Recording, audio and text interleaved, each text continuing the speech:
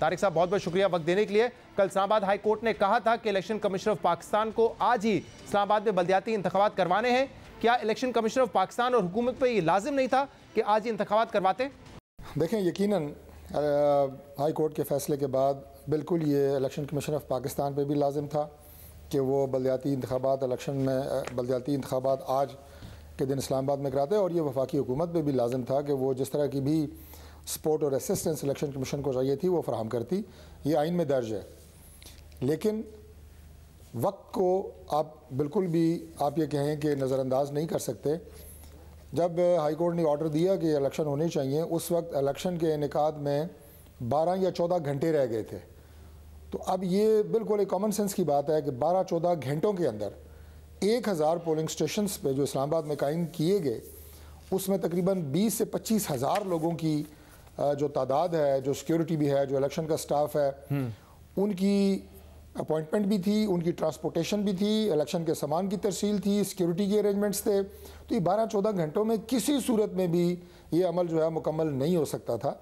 इसलिए ये यानी इंतज़ामी तौर पे पॉसिबल नहीं था, वरना इलेक्शन जो अदालत का ऑर्डर है वो सर आंखों पे है। आपकी पार्टी का, हुकूमत का क्या मौक़िफ़ है इंट्रा कोर्ट अपील में? क्योंकि 27 तारीख को इलेक्शन कमीशन ने ये आखिरी फैसला किया कि 31 तारीख को जो इलेक्शन होने थे अब वो मुलतवी होंगे, यानी कि 27 दिसंबर तक जो भी कार्रवाई थी, जो प्रोसेस था इलेक्शन का, वो इलेक्शन कमीशन ऑफ पाकिस्तान ने कर लिया होगा।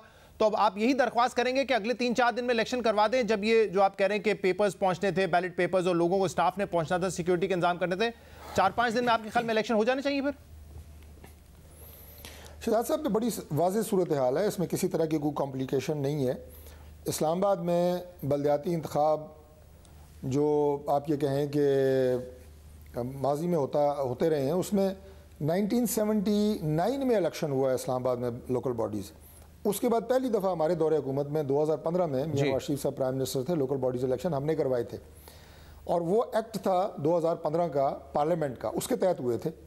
अब जो सूरत हाल है इसमें, एक तो उस एक्ट में अमेंडमेंट हो चुकी है, 2 तरमीम पार्लियामेंट कर चुकी है।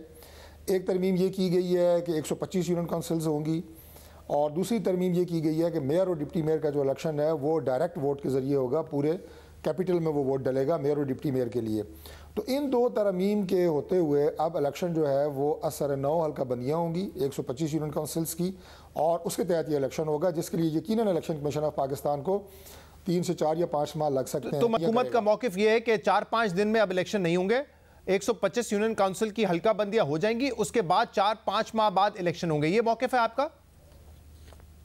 जी बिल्कुल, क्योंकि ये मेरा मौक़िफ़ नहीं है, बल्कि ये ग्राउंड रियलिटीज़ हैं। क्योंकि पार्लियामेंट में मैंने बताया एक्ट भी अमेंड हो गया है और नोटिफिकेशन भी जारी हो गया है, यूनियन काउंसिल की तादाद बढ़ चुकी है। लेकिन तारिक साहब, इसमें मसला ये है, इसमें तौर पे इलेक्शन कमीशन पाबंद है नए हल्का बंदियों का। हाँ, इसमें मसला ये, जो इलेक्शन कमीशन पहले भी कह चुका था कि आप लोगों ने ये जो कानून पास किया है उससे इलेक्शन नहीं रोके जा सकते, क्योंकि 20 अक्टूबर को शेड्यूल जारी कर दिया गया था कि इलेक्शन 31 दिसंबर को होने हैं।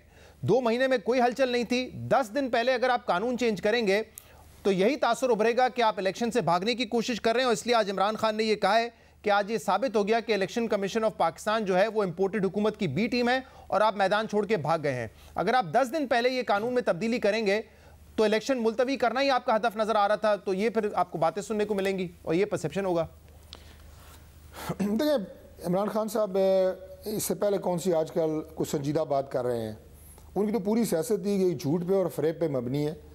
वो गैर हकीकी गुफ्तगू भी करते हैं, और आपको पता है कि मुतज़ाद बयानात, यू टर्न लेना, ये उनकी सियासत का खासा है।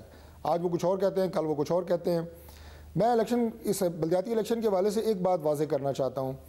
देखें, जब ये 2015 में जब इलेक्शन हुआ तो उसके बाद उस जो मेट्रोपॉलिटन कॉरपोरेशन थी इस्लामाबाद की, उसकी मुद्दत जनवरी 2021 में ख़त्म हो गई थी। पाकिस्तान तहरीक इंसाफ की हुकूमत थी, क्यों नहीं इलेक्शन कराया इमरान खान साहब ने? 2021 का पूरा साल और अप्रैल 2022 तक 4 महीने और 14 महीने गुजर गए। उसमें अगर बल्दियात का इतना ही इमरान खान साहब को शौक है पीटीआई को, तो ज़रूर करवाते, लेकिन उसमें बिल्कुल उन्होंने नहीं करवाया। ये वैलिड पॉइंट है तारिक साहब, और इसकी 2 वजूहात हो सकती हैं। शेड्यूल जारी किया, ये 2 वजूहात हो सकती हैं। आपका बड़ा वैलिड सवाल है। एक ये कि शायद वो निचले सतह तक रिसोर्सेज को मुंतकिल नहीं करना चाहते, खुद रखना चाहते हैं सारे इख्तियारात और वसाइल, या दूसरा ये कि वो इस वक्त बाई इलेक्शन हार रहे थे इसलिए वो डरे हुए थे।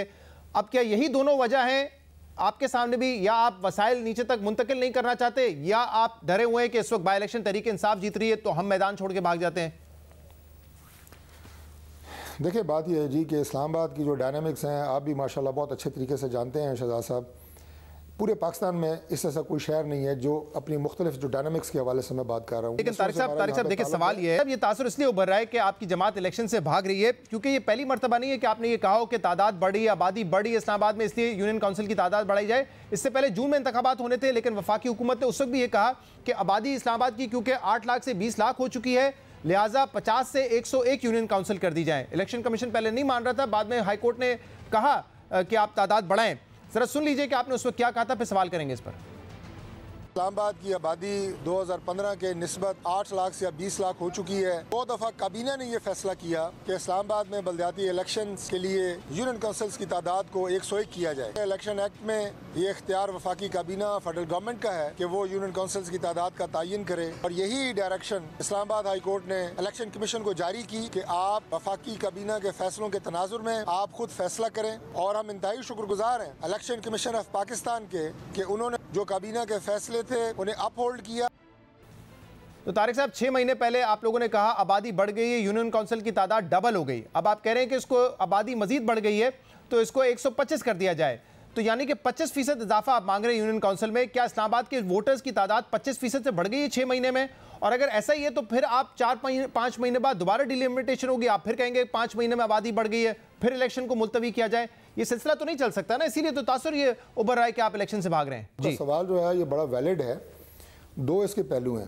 पहली बात तो ये है कि गवर्नमेंट के पास यकीनन बहुत सारे ऐसे सोर्सेज होते हैं जिन्हें उन्हें इंफॉर्मेशन मिलती रहती है, उनकी इंटेलिजेंस है, नादरा है, बहुत सारे और जगहों से उन्हें डाटा आता रहता है। लिहाजा गवर्नमेंट हमेशा एक बेहतर पोजीशन में होती है कि वो ये फैसला कर सके, और यही आपका जो आर्टिकल है वो आपको इसलिए फेडरल गवर्नमेंट को एम्पावर करता है और ये इख्तियार देता है कि वो यूनियन काउंसिल्स की तादाद का तयन करे। अब ये डाटा हमारे पास आया, हमने इस तादाद को बढ़ाना इस्लामाबाद के लिए बेहतर समझा। 5 महीने पहले आप लोगों ने कहा कि इस्लामाबाद की आबादी 20 लाख हो गई है, 50 से 101 यूनियन काउंसिल की जाए। ये हो गया, इलेक्शन कमीशन पहले तैयार नहीं हो रहा था, बाद में इस्लामाबाद हाईकोर्ट ने फैसला दिया, उन्होंने बढ़वा दी। अब 4 महीने में फिर आबादी इतनी बढ़ गई है कि आप 25% यूनियन काउंसिल बढ़ा रहे हैं। तो क्या आबादी 25% से बढ़ गई है इस्लामाबाद की, जो आप 4 महीने के अंदर मुतालबा कर रहे हैं कि आप 100 से 125 की जाएं? देखें, अगर स्टैटिस्टिक्स की बात करें तो बिल्कुल आपकी बात सही है, बिल्कुल ऐसा हुआ है। मेरी बात कैसे सही हो सकती है? एक शहर की, पाकिस्तान में, आई नो इस्लामाबाद की ग्रोथ सबसे ज्यादा है, मुझे पता है, लेकिन 25% ग्रो नहीं किया इस्लामाबाद, ये भी मैं जानता हूं। मैं आपको ये कह रहा हूं कि इस्लामाबाद पूरे पाकिस्तान में सबसे ज़्यादा जो लोग इसमें माइग्रेशन कर रहे हैं, नई आबादकारियाँ हो रही हैं, वो सबसे ज़्यादा इस्लामाबाद के अंदर हो रही हैं जी। सबसे ज़्यादा लोग यहाँ पे अपने घर बना रहे हैं और यहाँ पे सेटलमेंट्स हो रही हैं। नादरा का डाटा मैं आपसे शेयर कर सकता हूँ, वाकई यहाँ पे आबादी बढ़ी है। नहीं, मैं आबादी बढ़ी है, इस्लामाबाद की आबादी दूसरे शहरों के मुकाबले में माइग्रेशन की वजह से ज़्यादा बढ़ी है, लेकिन 4 महीने में इतनी नहीं बढ़ी कि उसको आप कहें कि 25% बढ़ गई है। नहीं, डाटा जो है वो मैं आपके सामने रखूंगा। It is one of the reason. दूसरी रीज़न वही है जो मैंने आपके सामने रखी है कि इलेक्शन के तरीक़ेकार का तयन बदला गया है। डायरेक्ट इसमें मेयर को प्रोविजन दी गई है, मेयर को इसमें मजीद बाख्तियार बनाने। तो ये फैसला पहले क्यों नहीं किया गया? ये सिस्टम जो इलेक्शन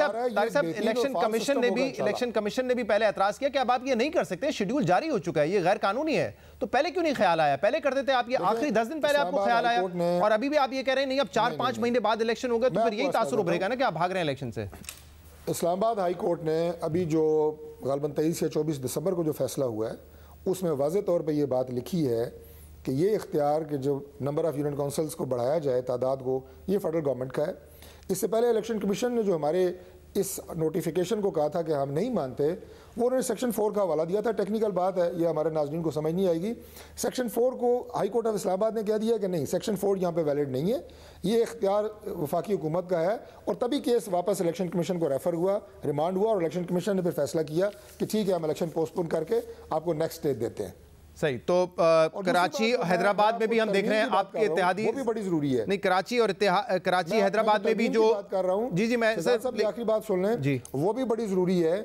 चूंकि अब जो इलेक्शन एक्ट है उसमें तरमीम हो चुकी है, अब इलेक्शन नए एक्ट जो कि लोकल बॉडीज एक्ट 2022 है उसके तहत होगा, और वो नेशनल असेंबली से पास हो गया है। नहीं तारिक साहब वही अब इन प्लेस होगा। नहीं, वो इस्लामाबाद हाई कोर्ट के फैसले पे अब डिपेंड करता है। इस्लामाबाद हाई कोर्ट ने कल जो 31 तारीख को यानी कि आज इलेक्शन करवाने का कहा था, वो 101 यूनियन काउंसिल पे हुआ था। अब ये मामला सब जुडिस हो गया है। आप ये कैसे कह रहे हैं कि अब इसी पे होगा 125 पे? ये तो अब कोर्ट्स डिसाइड करेंगी ना कि क्या होना है।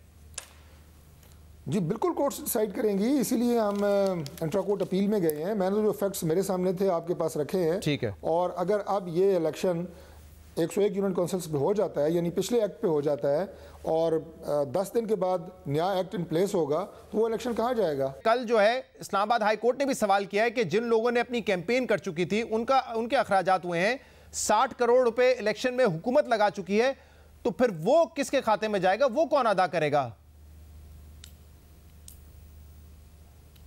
जी आपने सवाल मेरे से किया है। जी आप ही हैं शो पर, और तो है नहीं। ये 60 करोड़ रुपए के। जी बिल्कुल सही है, जी बिल्कुल सही है।